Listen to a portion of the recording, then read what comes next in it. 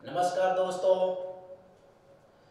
Online platform में आपका स्वागत है। आप सभी को ये विदित है कि कोरोना वायरस यानी कि कोविड-19 के चलते जिस लॉकडाउन से हम गुजर रहे हैं उसमें हम देख पा रहे हैं कि ऑफलाइन क्लासेस का जो दौर है वो अभी बंद है और इसी के चलते ऑनलाइन प्लेटफॉर्म की आवश्यकता हमारी जो स्टडी है उसको कंटिन्यू रखने के लिए है। हम बात करें किसी भी एग्ज़ाम की तो तुम देख पा रहे हो जिसके फॉर्म पहले से भरे जा चुके थे, जिसकी डेट पहले से डिसाइड हो चुकी थी, लेकिन इस लॉकडाउन के चलते या इस महामारी के चलते वो एग्ज़ाम अभी तक नहीं हो पाए हैं। लेकिन समय जानते हो धीरे धीरे बदलेगा ही, सारी चीज़ें धीरे धीरे नॉर्मल होने की तरफ मूव करेंगी।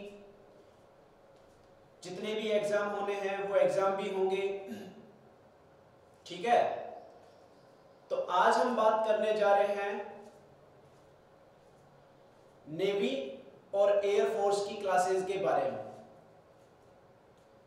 चलिए पहले हम बात कर लेते हैं कि नेवी और एयरफोर्स, जैसा कि हम सब जानते हैं, ज़्यादातर हम में से ग्रामीण परिवेश से होते हैं जिनकी आवश्यकताएं, कहते हैं ना कि जैसे ही समय से पहले हमारे कंधों पर जिम्मेदारी का एक बोझ बढ़ जाता है तो उसी के चलते हमें एक नौकरी की आवश्यकता होती है। और हम देखते हैं कि 12th क्लास के एग्ज़ाम होने के तुरंत बाद ही हम किसी नौकरी की तलाश में जुट जाते हैं। उस नौकरी में हम बात करें तो सबसे पहला जो विकल्प सामने आता है वो डिफेंस का आता है।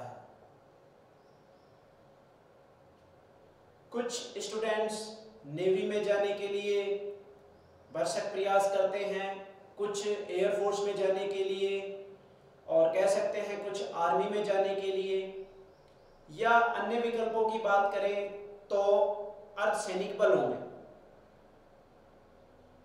चूंकि ये नौकरियां 12th क्लास के जस्ट बाद हमारे सामने एक विकल्प के तौर पे सामने आती हैं। इसी के लिए जब बात आती है तैयारी की तो हम जानते हैं कि आज के इस प्रतियोगी जो समय है इसमें जो हमारी जो स्टडी है 11th और 12th की वो अपर्याप्त रहती है। या तो टॉपिक को बहुत ज़्यादा संक्षेप में बता दिया जाता है, या फिर कहें कि जो रिक्वायर्ड डेटा है वो हमें नहीं दिया जाता है। इसी कारण हम देखते हैं कि जैसे 12th क्लास के एग्ज़ाम हो जाते हैं हम किसी कोचिंग की तरफ या किसी क्लास को अटेंड करने के लिए तत्पर होते हैं। इसके चलते हम देखें तो ज़्यादातर विद्यार्थियों के दिमाग में कोचिंग की बात ही आती है। लेकिन यदि तुम सब सजग रहो और अपने उस लक्ष्य पर ध्यान केंद्रित करके तैयारी करो तो आप अपने सिलेबस को देखकर कि क्या हमारे सिलेबस में होगा, आप अपनी तैयारी को जारी रख सकते हो। फिर बात आती है कि ये प्लेटफॉर्म क्यों मुहैया कराया जा रहा है, क्योंकि जानते हो टॉपिक के बारे में यदि कुछ डिटेल में हमें प्राप्त करना हो तो उसके लिए एक क्लास की आवश्यकता होगी, एक टीचर की आवश्यकता होगी जो आपको उस पर्टिकुलर सब्जेक्ट के बारे में डिटेल में बता सके। सही है। तो अब हम बात करते हैं कि नेवी और एयरफोर्स के बारे में। जैसा कि तुम सब 12th क्लास के एग्जाम होने के बाद या जिनके एग्जाम लास्ट ईयर हो चुके थे वो सभी अभी तैयारी में जुटे हुए हैं, तो आप सभी इन क्लासेस का उपयोग कर सकते हो घर पर ही रहकर, क्योंकि जानते हो कोरोना वायरस या कोविड-19 से बचाव का एकमात्र जो उपाय है वो सुरक्षा है, और सुरक्षित हम अपने घर पर ही रह सकते हैं। तो एक नजरिए से देखा जाए तो हम कह सकते हैं कि इन क्लासेज को आप घर पर ही रहकर अटेंड कर सकते हो। तो हम बात करें सबसे पहले एयरफोर्स के बारे में। देखिए, एयरफोर्स यानी कि हम कह सकते हैं कि एयरफोर्स में 2 पार्ट्स, जो 10+2 स्टूडेंट्स है उनके लिए 2 पार्ट्स होते हैं। एक होता है एक्स ग्रुप और एक होता है वाई ग्रुप। तो सबसे पहले हम बात करें एयरफोर्स में,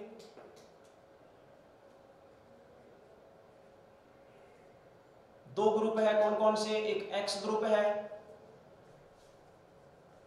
और एक कौन सा ग्रुप है? वाई ग्रुप है।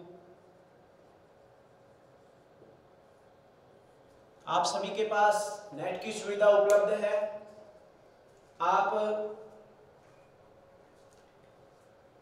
नेट के माध्यम से इन सबको देख भी सकते हैं।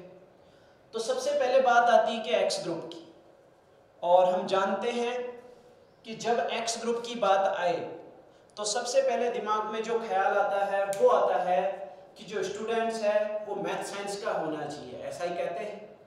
और मैथ साइंस की जब बात करें तो यहाँ पे जो सब्जेक्ट्स होने चाहिए वो होने चाहिए, यहाँ पे मैं लिख रहा हूं 4x ग्रुप।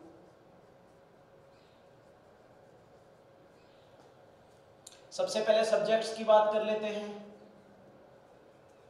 सब्जेक्ट्स जो कंपलसरी है, सबसे पहला सब्जेक्ट कौन सा है? मैथ्स। सेकंड कौन सा है? फिजिक्स। एंड थर्ड कौन सा है? इंग्लिश। इन 3 सब्जेक्ट्स की आवश्यकता होगी, यानी कि ये 3 सब्जेक्ट्स हमारे सिलेबस में होने ही चाहिए। फिर इसकी कट ऑफ की बात करें, यानी कि एजुकेशनल क्वालिफिकेशन,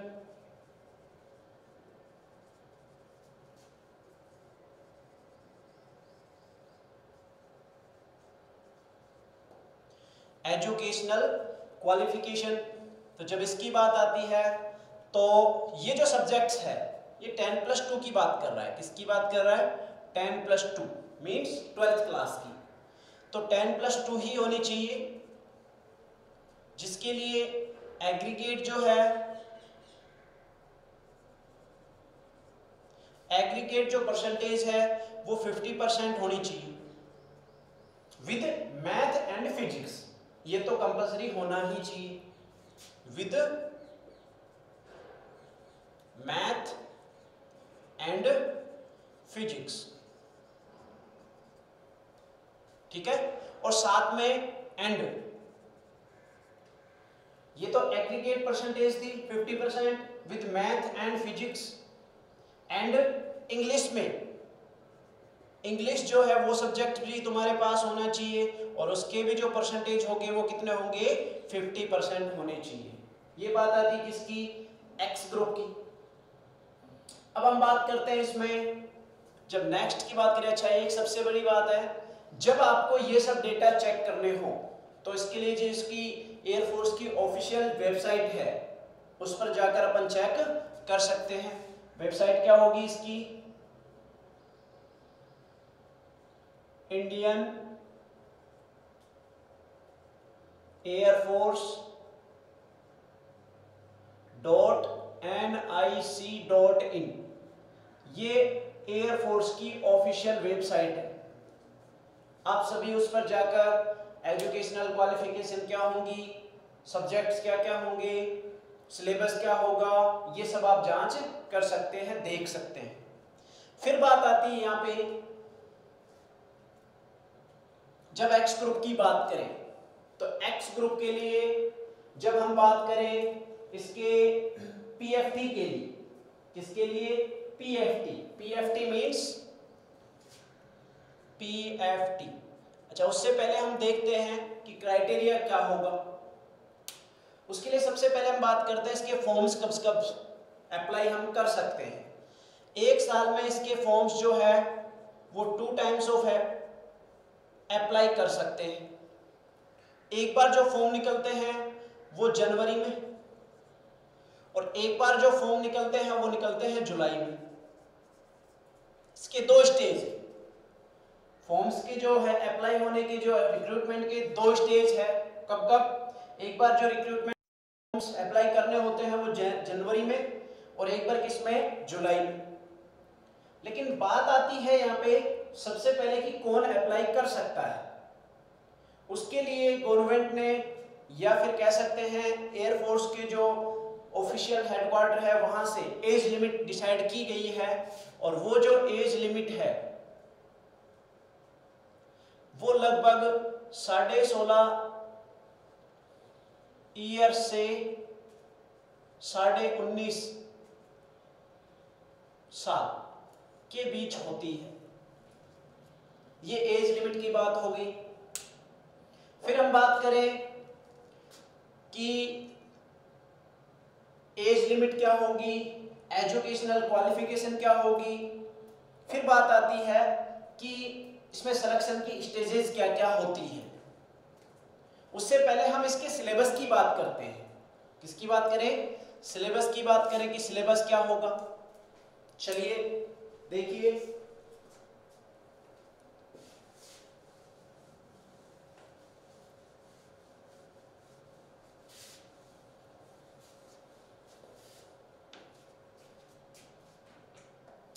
देखिए सिलेबस। अच्छा, हम यहां पे बात कर रहे हैं मैथमेटिक्स सब्जेक्ट्स के बारे में। मेरा नाम लोकेश कुमार है और मैं एयरफोर्स ग्रुप एक्स सेलेक्टेड हूं। फिर उसके बाद उसको किसी कारण मैंने ज्वाइन नहीं किया। ज्वाइनिंग 2012 की है। फिर दोबारा मैं ASI CISF सेलेक्टेड हूं, उसको मैंने रिजाइन किया है। और मैं जो सब्जेक्ट्स यहां पे पढ़ाता हूं, मैथमेटिक्स की बात करूं तो मैथमेटिक्स में जो एयरफोर्स का जो सिलेबस है ग्रुप एक्स के लिए, केवल ग्रुप एक्स की बात कर रहा हूं मैं। यहां पे ये लिखा है, यहां पे ग्रुप एक्स के लिए, यानी कि कह सकते हैं ग्रुप एक्स जो है वो टेक्निकल ट्रेड है। यहाँ पे 2 ट्रेड की बात की थी, ग्रुप एक्स और ग्रुप वाई। ग्रुप एक्स जो है वो टेक्निकल ट्रेड है, जबकि group Y non technical trade होगा। तो इसमें सिलेबस क्या क्या, सिलेबस में क्या क्या होंगे, ध्यान दीजिए। सबसे पहला चैप्टर होगा सेट्स का। अच्छा, सबसे पहले बात करें कि सिलेबस कहाँ से बिलोंग करेगा। जो हम 11th क्लास और 12th क्लास में पढ़ते हैं सिलेबस वही होगा, बस उसको डिटेल में जानने की आवश्यकता है। सबसे पहले बात करें सेट्स, इसी में इस चैप्टर से रिलेटेड ही चैप्टर होगा रिलेशन, और देख सकते हो और कौन सा चैप्टर होगा? फंक्शंस, यानी कि समुच्चय, संबंध तथा फलन। मैं यहां लिखना चाहूं समुच्चय, संबंध तथा फलन। क्लियर है? इसी का जो नेक्स्ट पार्ट होगा, फर्स्ट पार्ट में हमने देखा समुच्चय से रिलेटेड जो भी है, समुच्चय होते हैं, संबंध और फलन। नेक्स्ट जो पार्ट है इसका वो है ट्रिग्नोमेट्रिक फंक्शंस, त्रिकोणमितीय फलन।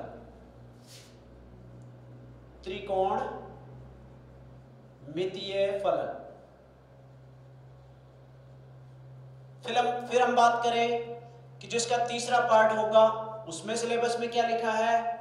इनवर्स ट्रिग्नोमेट्रिक फंक्शंस, ITF, मतलब प्रतिलोम त्रिकोणमितीय फलन। त्रिकोणमितीय फलन, यानी देख पा रहे हो ये जो शुरू के 3 पार्ट है ये बेसिकली किससे रिलेटेड? एक फंक्शन यानी कि फलन से रिलेटेड चैप्टर्स। तो हम पहले डिटेल में देखेंगे कि सेट्स क्या होते हैं, रिलेशंस क्या होते हैं, फंक्शंस क्या होते हैं, और उसके बाद हम देखेंगे कि उस पर आधारित कौन कौन से फंक्शंस सिलेबस में हैं, जैसे कि trigonometric functions, inverse trigonometric functions. उसके बाद बात आती है फोर्थ पार्ट में, यहाँ पे दिया गया कॉम्प्लेक्स नंबर्स, देख पा रहे हो, complex numbers and quadratic equations. मतलब क्या है, सम्मिश्र संख्या, ज्यादातर सम्मिश्र संख्या की बात करें तो काल्पनिक संख्याओं से संबंधित, और क्वाड्रेटिक इक्वेशन मतलब द्विघात समीकरण। फिर नेक्स्ट बात करें, यहाँ पे पांचवा पॉइंट जो है वहां पे लिखा है लीनियर इनइक्वालिटीज, मतलब रैखिक असमानताएं, जिससे संबंधित हम चैप्टर पढ़ चुके हैं, 11th में भी आता है और 12th में भी। 11th में जो चैप्टर है वो कहीं ना कहीं रैखिक असमीकाओं से ही संबंधित है, 12th का जो चैप्टर रैखिक प्रोग्रामन समस्याओं से। लेकिन यहाँ पे जो हमारा मकसद होगा वो रैखिक असमानताएं, असमानताएं, उसमें क्या क्या होगा, वो ज्यादातर रैखिक असमीकाएं होती हैं। फिर बात आती है मैथमेटिकल इंडक्शन, गणितीय आगमन सिद्धांत, और गणितीय आगमन सिद्धांत 11th क्लास में दिया गया है। फिर बात करें permutations and combinations, permutations means क्रमचय एंड कॉम्बिनेशंस मींस संचय। फिर बात करें इसका जो 8th चैप्टर है वो है बाइनोमियल थ्योरम, द्विपद प्रमेय, द्विपद प्रमेय। हम देखेंगे कैसे क्या इसमें एक्सप्रेशंस होंगे। 9th जो चैप्टर होगा वो होगा सीक्वेंसेस एंड सीरीज, अनुक्रम तथा श्रेणी, अनुक्रम तथा श्रेणी। फिर बात आती है Cartesian system of rectangle coordinates, Cartesian system of rectangle coordinates, इसका जो मतलब है वो होगा कार्तीय पद्धति ऑफ रेक्टेंगुलर, रेक्टेंगुलर मतलब आयतीय, कोऑर्डिनेट्स मींस ज्यामिति, यानी कि कार्तीय पद्धति जो किससे रिलेटेड है, आयतीय निर्देशांकों से। ठीक है। 11वां जो चैप्टर होगा वो होगा straight lines and family of lines, सरल रेखा और उसका परिवार, उसका कुल। 12वां जो चैप्टर होगा circles and family of circles, मतलब वृत्त तथा वृत्त का परिवार। 13 नंबर जो चैप्टर होगा वो होगा कोनिक सेक्शंस, मतलब सांको परिच्छेद।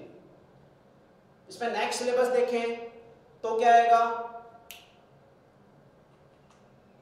ध्यान दीजिए। नेक्स्ट सिलेबस में हम बात करें तो इसमें जो पार्ट है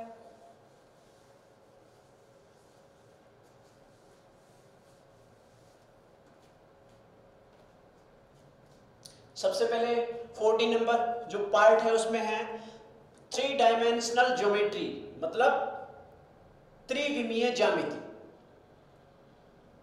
15 नंबर जो चैप्टर होगा वो होगा मैट्रिसेस एंड डिटरमिनेंट्स, मतलब अवयव तथा सारणिक, मैट्रिक्स से रिलेटेड। 16 नंबर जो चैप्टर होगा लिमिट एंड कंटिन्यूटी, मींस सीमा तथा संततता। 17 नंबर जो चैप्टर है वो है डिफरेंशिएशन, इसमें 2 पार्ट्स होंगे, डिफरेंशिएशन एंड डिफरेंशिएबिलिटी, यानी कि अवकलनीयता और अवकलन। 18 नंबर जो चैप्टर होगा उसमें होगा एप्लीकेशंस ऑफ डेरिवेटिव्स, अवकलज जो है उनके अनुप्रयोग क्या होंगे। 19 नंबर जो चैप्टर होगा वो होगा इंडेफिनेट इंटीग्रल्स, मतलब अनिश्चित समाकलन। 20वां डेफिनेट इंटीग्रल्स, 21वां एप्लीकेशन ऑफ द इंटीग्रल्स, 22वां डिफरेंशियल इक्वेशंस, 23वां मैथमेटिकल रीजनिंग, गणितीय तार्किक पद्धति, 24वां लीनियर प्रोग्रामिंग, जिसे मैंने बात की थी लीनियर इनइक्वालिटीज में, लीनियर प्रोग्रामिंग एलपी, 25वां वेक्टर, 26वां प्रोबेबिलिटी, 27वां स्टैटिस्टिक्स। ठीक है, ये टोटल हमारे पास चैप्टर होंगे 27 चैप्टर। इसमें एक चैप्टर और है वो रिलेटेड होगा लॉग से, यानी कि कह सकते हैं लॉगरिथमिक। logarithmic and indices, लघुगणक तथा आधार, जो भी उससे परिभाषित होगा, जो भी उससे संबंधित होगा। अब हम बात करें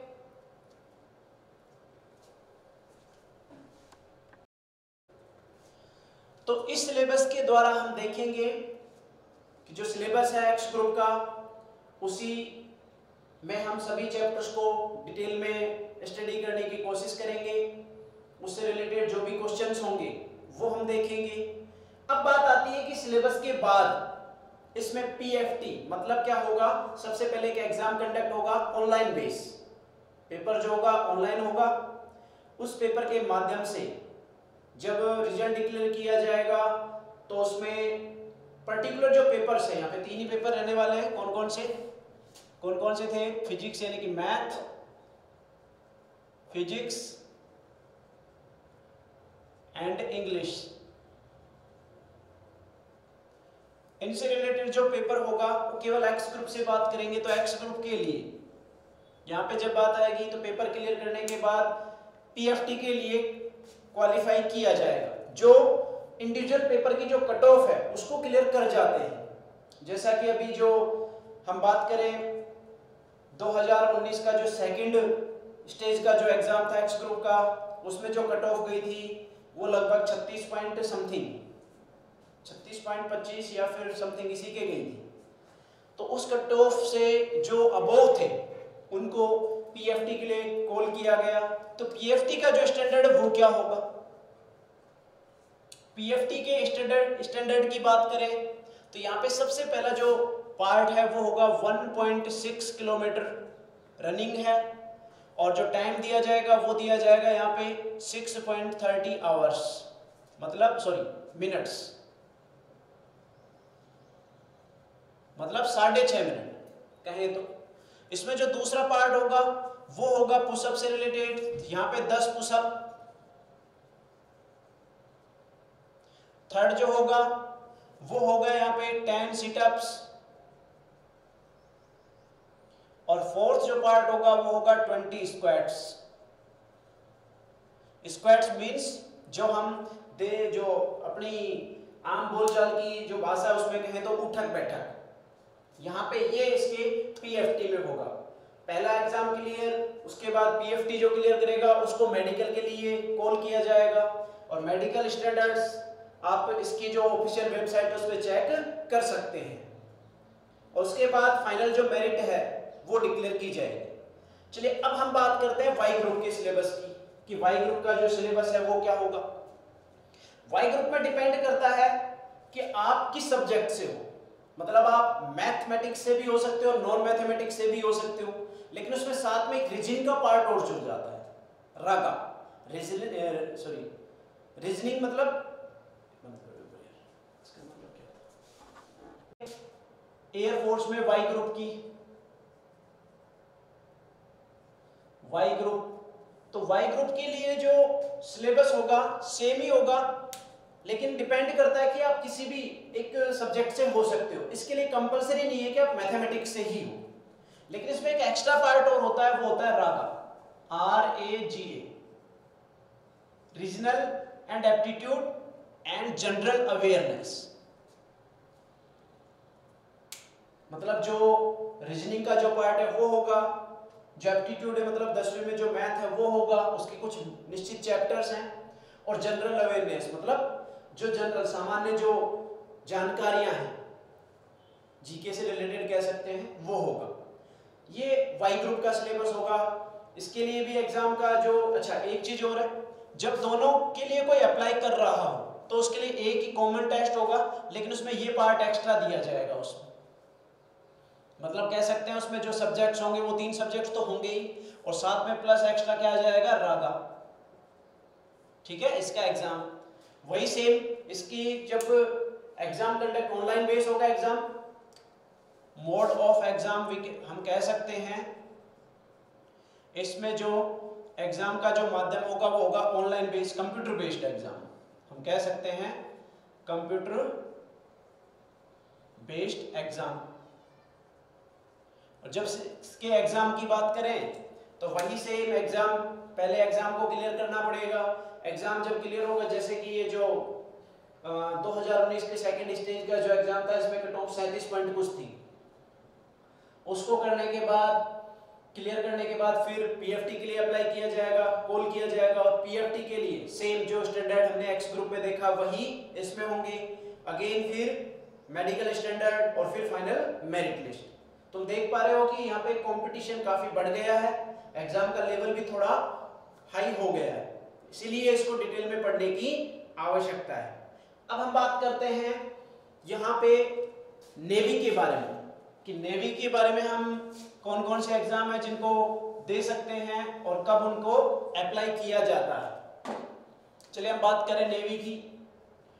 तो सबसे पहले बात करें कि नेवी के लिए अगर आपको किसी भी तरह की कोई जानकारी जुटानी है तो इसकी जो ऑफिशियल वेबसाइट है वो कौन सी है, ज्वाइन इंडियन नेवी .gov.in। इस पर जाकर आप जो जानकारी आप चाह रहे हैं वो जुटा सकते हैं। फिर इसमें बात करें कौन कौन से ग्रुप हैं, यहाँ पे 2 होंगे। एक तो होगा AA मतलब आर्टिफिशियल अप्रेंटिस, और एक होगा यहाँ पे SSR मतलब सीनियर सेकेंडरी रिक्रूट, और एक यहाँ पे कहें MR भी होता है, MR मतलब मैट्रिक रिक्रूट।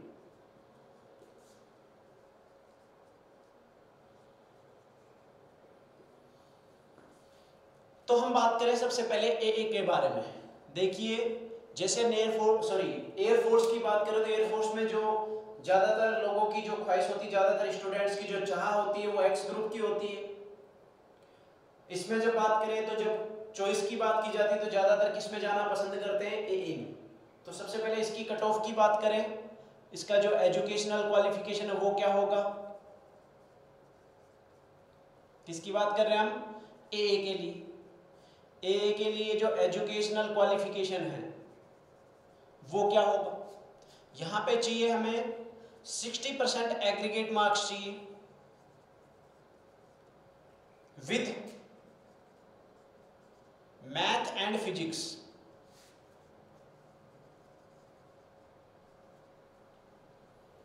और इसके अलावा एक अन्य सब्जेक्ट कोई सा भी हो सकता है इनमें से, केमिस्ट्री, बायोलॉजी और कंप्यूटर साइंस।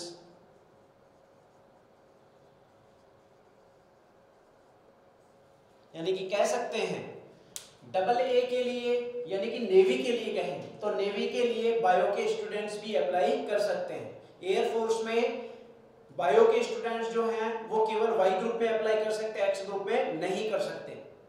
हाँ, उनके पास यदि मैथमेटिक्स एडिशनल सब्जेक्ट हो तो वो भी अप्लाई कर सकते हैं। जबकि इसमें तो साफ साफ दिख रहा है कि केमिस्ट्री हो सकती है, या फिर बायोलॉजी हो सकती है, या फिर कंप्यूटर साइंस हो सकती है। मतलब 2 सब्जेक्ट तो कौन से हैं, मैथ और फिजिक्स, और तीसरा जो सब्जेक्ट होगा वो कौन सा होगा, या तो केमिस्ट्री होना चाहिए, या बायोलॉजी होना चाहिए, या फिर कंप्यूटर साइंस होनी चाहिए। क्लियर हुआ। फिर इसमें बात की जाए एजुकेशनल क्वालिफिकेशन के बाद, जब बात आती है एज लिमिट की, तो एज लिमिट सेम जो पहले से बताई गई है, 16.5 से 19.5, ये इसकी एज लिमिट होगी। मोड ऑफ एग्जाम कैसा होगा, ऑनलाइन होगा। साथ में अब बात करें इसमें जो सिलेबस होगा वो क्या होगा।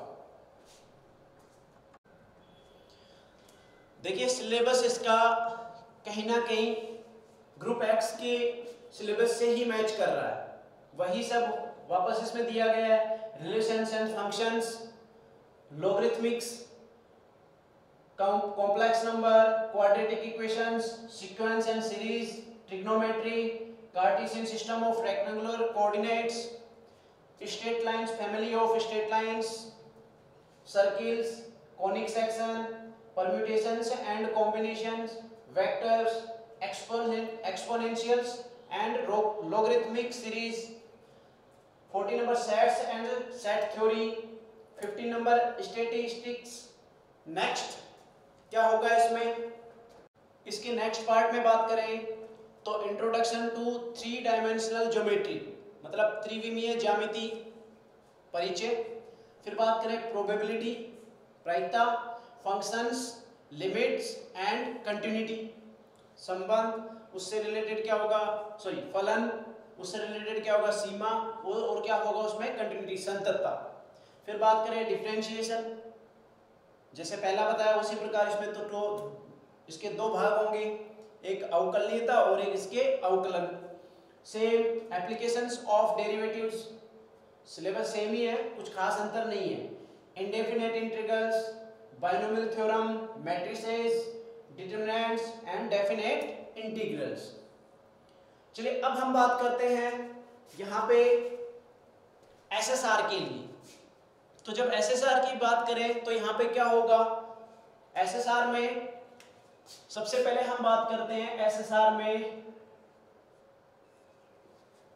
क्वालिफिकेशन क्या होगी। जैसा कि हमने देखा डबल ए में 60% नीड है, कंपलसरी है, जबकि यहाँ पे ऐसा कुछ नहीं है, सब्जेक्ट्स वही होंगे। मैथ 10+2 की बात करें तो 10+2 में मैथ एंड फिजिक्स, और साथ में जो तीसरा जो सब्जेक्ट है वो सेम, या तो केमिस्ट्री होना चाहिए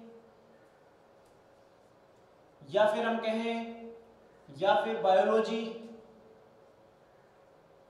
और या हम कहें तो कंप्यूटर साइंस।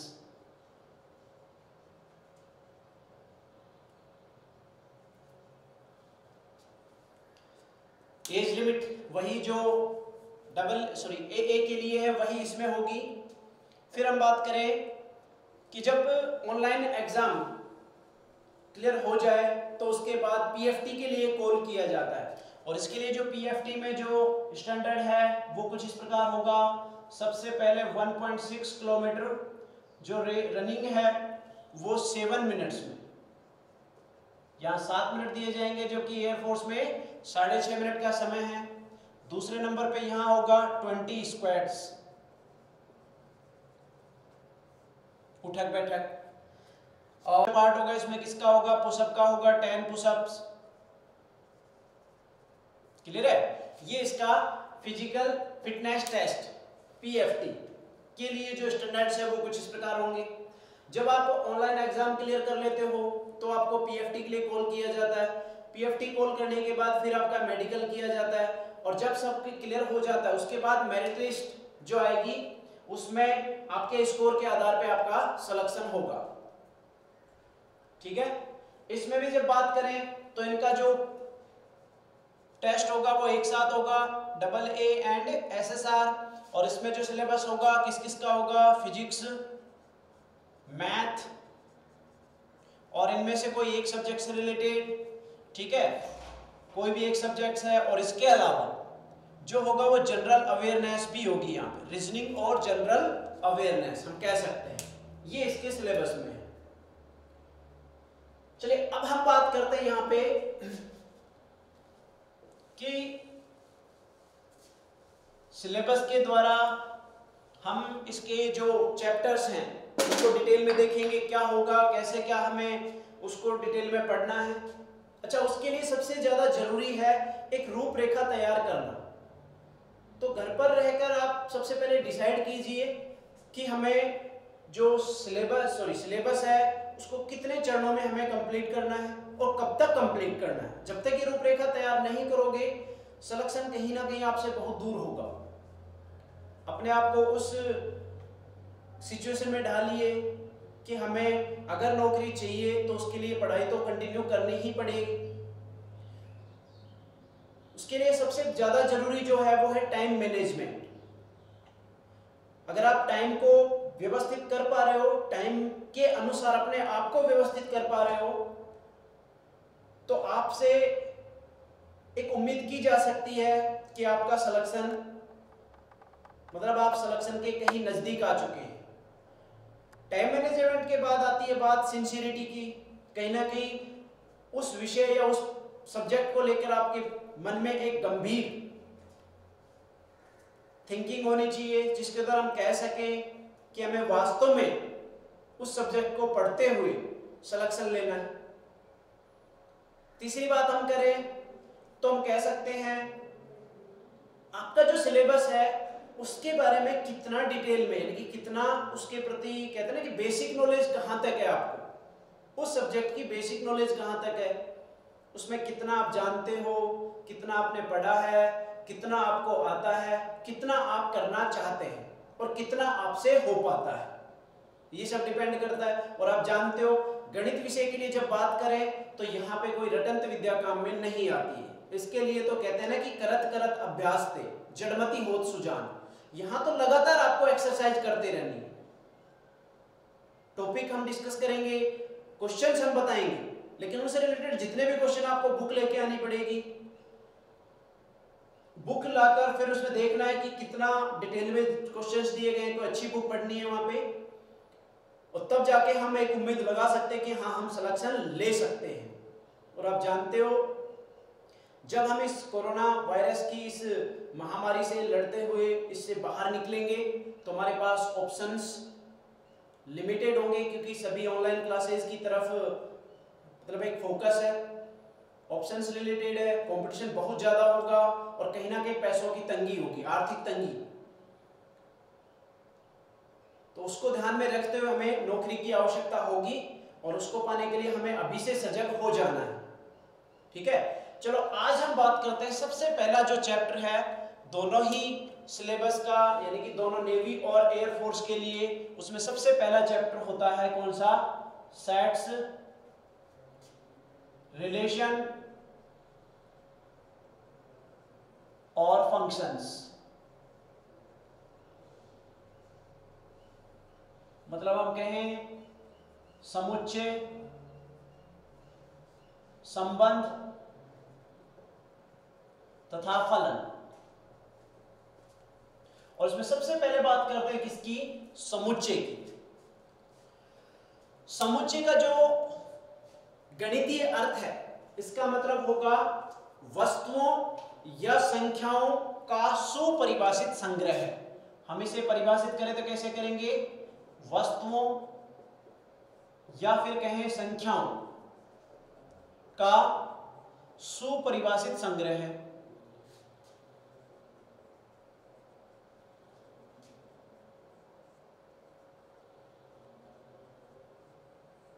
आज हम कुछ बेसिक की बात कर रहे हैं, इसलिए सबसे पहले इनका मतलब जानते हैं। ठीक है, समुच्चय में क्या आएगा? वस्तुओं या संख्याओं का सुपरिभाषित संग्रह है।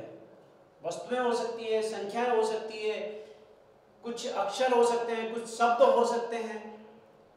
ठीक है, अब उनका सुपरिभाषित की जो बात करें तो सुपरिभाषित से क्या समझते हैं? जिनको अच्छी तरह से परिभाषित किया जाए। इसका क्या मतलब होगा? अच्छी तरह से परिभाषित करने का मतलब हुआ कि जो अपने पास जिसके बारे में बात की जा रही है तो उसके बारे में जब बात करें तो उसको इस प्रकार परिभाषित करें, यानी कि इस प्रकार बताएं उसके बारे में कि उसके बारे में जैसे ही बात कंप्लीट हो हम समझ जाए कि वास्तव में किनकी बात कर रहे हैं। जैसे कि एक तो मैं बात करूं विद्यार्थी, अगर विद्यार्थी की बात करो तो विद्यार्थी तो कोई भी हो सकते हैं, हो सकता है जूनियर क्लासेस के हो सकता है सीनियर क्लासेस के हो सकता है कॉलेज के स्टूडेंट्स हो। विद्यार्थी कोई भी हो सकते हैं, हो सकता है किसी कोचिंग जो इंस्टीट्यूट है उसके विद्यार्थी हो। इसका मतलब यहाँ पे फिक्स परिभाषित नहीं किया गया है।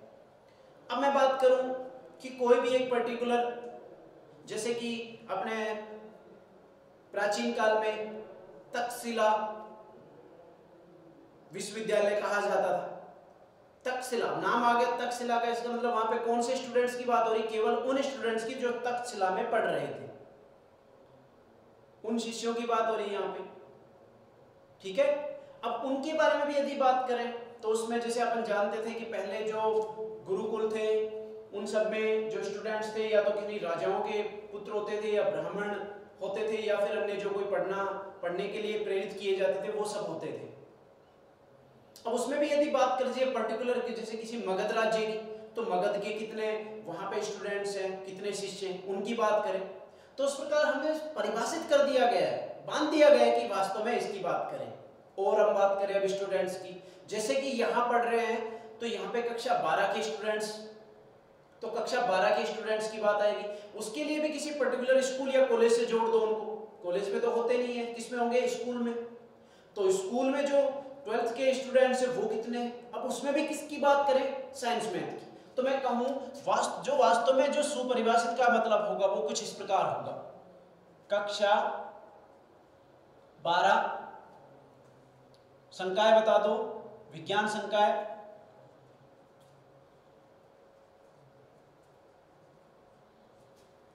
उसमें भी वर्ग बता दो, मैथ के स्टूडेंट्स।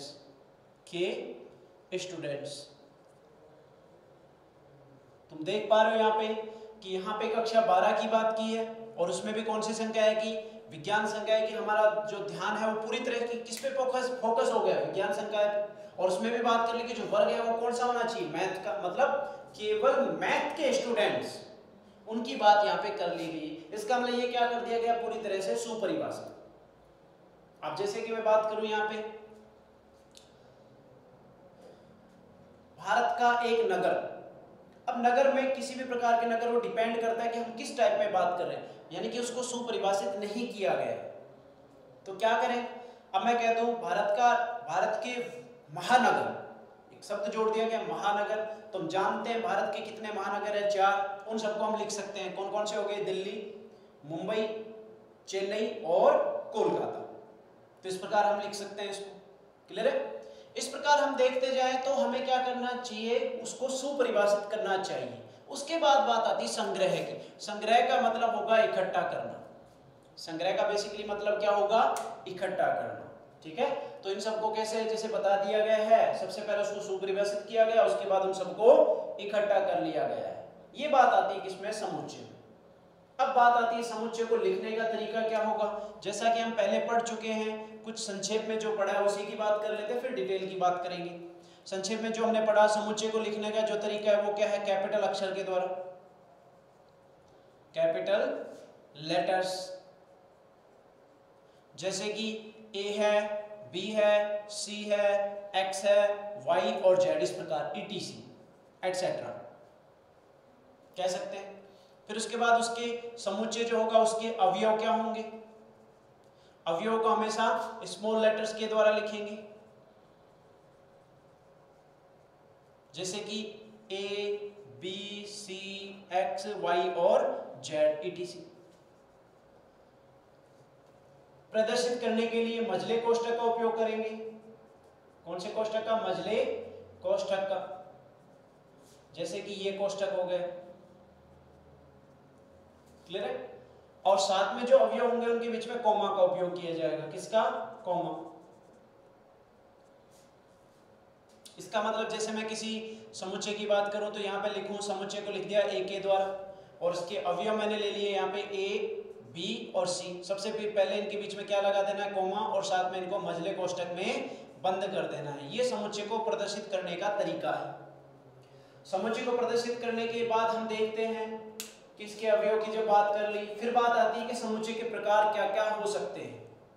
अब समुच्चय के प्रकार क्या क्या होंगे ये डिपेंड करता है। कैसे डिपेंड करेगा?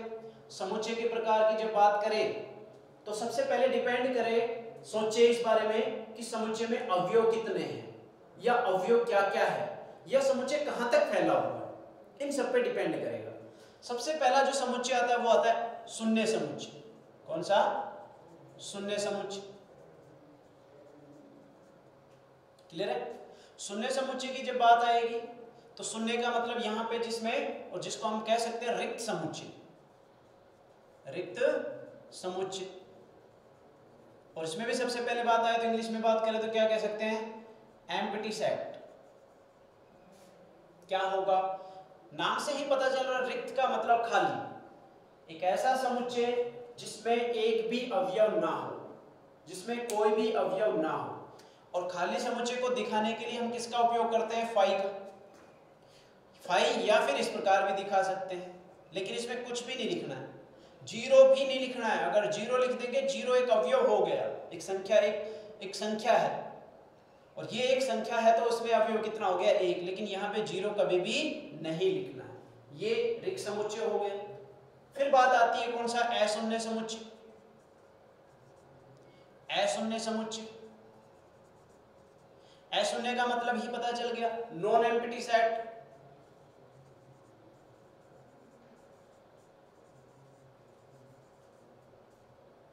इसका मतलब जिसमें कोई ना कोई अवयव अवश्य हो। जैसे कि मैं लिख सकता हूं कोई भी समुच्चय है तो उसमें जैसे a आ गया, जिसमें 1 2 आ गया, जिसमें कि 0 आ गया, ये सब कैसे हैं, अशून्य समुच्चय। क्लियर हुआ। इसके बाद बात आती है परिमित समुच्चय। परिमित का मतलब जिसमें अवयवों की संख्या निश्चित हो। फिर बात आती है अपरिमित समुच्चय। क्लियर है। फिर बात आती है एकल समुच्चय। एकल समुच्चय का मतलब होता है जिसमें केवल एक अवयव हो। जैसे कि ये, इसमें कितना अवयव, केवल एक अवयव, ये हुआ, ये हुआ, ये सब कैसे समुच्चय है, एकल समुच्चय है। ठीक है। आज हम जो पढ़ रहे हैं उस समुच्चय के बारे में ही हमने थोड़ा बहुत पार्ट देखा है। चलिए इसके बारे में डिटेल में हम कल देखते हैं। ठीक है। तो आप पहले अपना ध्यान केंद्रित कीजिए अपने लक्ष्य पर। और तुम जानते हो लक्ष्य इतना आसान होता तो सब कोई उसको अचीव कर सकते थे, और लक्ष्य अगर इतना कठिन होता तो कोई भी अचीव नहीं कर सकता था। इसका मतलब ये तो है कि कहीं ना कहीं सब डिपेंड करता है अपनी तैयारी पर और अपने टाइम मैनेजमेंट पर और हमारे फोकस पर, कि हम वास्तव में उस लक्ष्य को पाना चाहते हैं या नहीं चाहते। ठीक है। तो सबसे पहले अपना ध्यान केंद्रित कीजिए अपने लक्ष्य पर, अपने गोल पर। उसके बाद अपने जो सिलेबस है, जो डेटा है, उसको एकत्रित करने की कोशिश कीजिए, उसकी रूपरेखा तैयार कीजिए और फिर ध्यान केंद्रित कीजिए जब एग्जाम होने वाला है उससे पहले उस सिलेबस को डिटेल में पढ़ना है। चलिए, आप सब उम्मीद करते हैं हम अपने घर पर सुरक्षित हों और कोशिश करो कि इस बीमारी से बचने की, है ना। धन्यवाद।